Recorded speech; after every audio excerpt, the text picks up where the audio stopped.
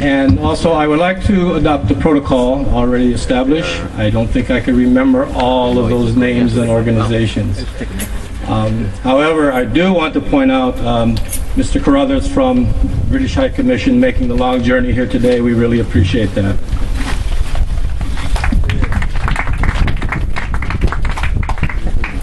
We're very pleased and honored that our sponsors have decided to fund this initiative related to oral history and biodiversity. And I really underscore decided to fund, because it's not always that we send in a grant and it gets funded. So obviously we must have wrote the right words, we must have said the right things, and we must demonstrate it to them that we have the skill and the ability to make this happen. So we're very pleased for that, because we know that those people who will benefit the most are the people of Nevis. I'd like to point out that CETA, which is the Canadian fund, they funded the equipment for our biodiversity project and some of the training in the amount of EC dollars $32,411.02. I'd like to point out that UNESCO, and if anybody can tell me the acronym for UNESCO, you get a free Coke, okay? Okay, UNESCO has funded the equipment and training for our oral history project in the amount of EC $53,764. The British High Commission co-funded the training for the biodiversity project in the amount of EC $6,000, along with the French Strabon project out of St. Lucia, another EC $5,000. And the OECS Nevis Peak project also contributed consultant funding for our GPS GIS training in the amount of EC $2,688. And the NHCS contributed the labor to get the job done. This has truly been a team effort. And at this time, I would like to introduce you to the members of both the committees. I don't think they all need to stand, but I do like to make mention of their names. The Biodiversity Committee is made up of 10 people, and 8 of them here on Nevis, and the other 2 are abroad.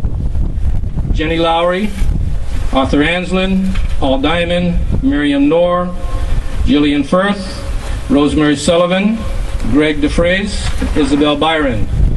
And in England, Lily Grout, and the USA, Susan Hewitt. So those are the members of the Biodiversity Committee, along with the students that support the group.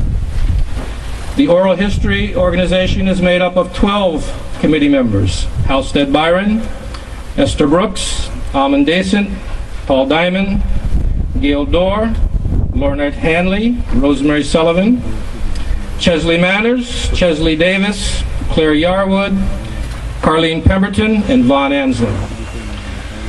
So those 2 groups have, and you can see they're kind of diverse. You have the scientific ones in the one group, and you have the cultural type in the other group. And so it's a match, it's a fit.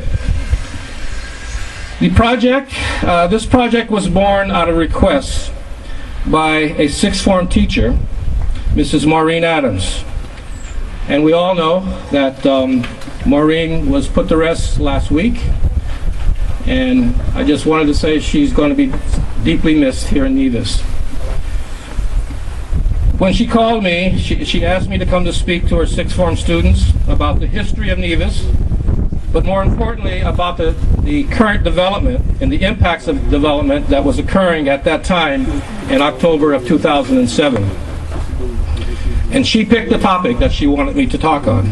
And the topic was the environment, protection of parks, and national heritage.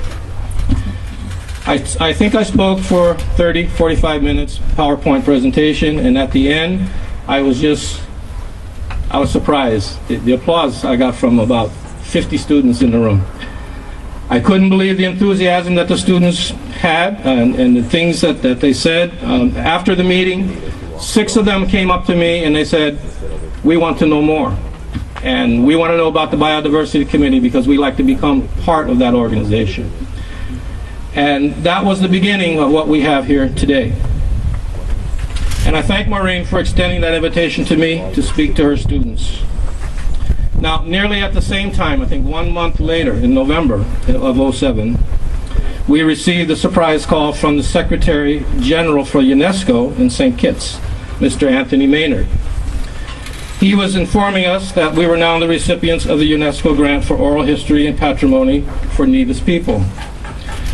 Truly, I was shocked because, to be honest with you, I had forgotten that we had even applied for the grant because it was, I think, a year and a half, and Halstead Byron was then the president of the Nevis Historical Conservation Society, and he had sent in the grant. So total surprise, but a welcome surprise. And I guess you can say the rest is history. We kind of put it together. Paul Diamond and myself kind of put our heads together and decided that we need to take the opportunity to utilize the enthusiasm from the students in the direction of both biodiversity and oral history. Thus, the idea of a lab came into play, and so that we could focus on both disciplines. And so here we are. I don't see Dave Robinson in the audience here. I know Dave told me he was coming, and I was just banking on that. But unfortunately, he is not here, so he's going to have to watch this on TV. There was also another giant of an individual who was very giving of herself in the areas of oral history patrimony and the environment for over 20 years. She wrote a book on the life of a young Alexander Hamilton. She led all the cleanup campaigns. She created a newsletter for school children called Eco News. And she did so much more through the NHCS for the people of Nevis. In her honor, on this Earth Day 2009, we would like to dedicate this new facility, which you will soon see, in her name. Now, I was going to ask Dave to come up here, but this is Paul. And what we have done is we have a plaque that's in the making, but it's going to look like this. Paul, can you just hold it there for me, please? The Joan Robinson Biodiversity Oral History Resource Center, in the name of a good friend, and also we will miss her dearly.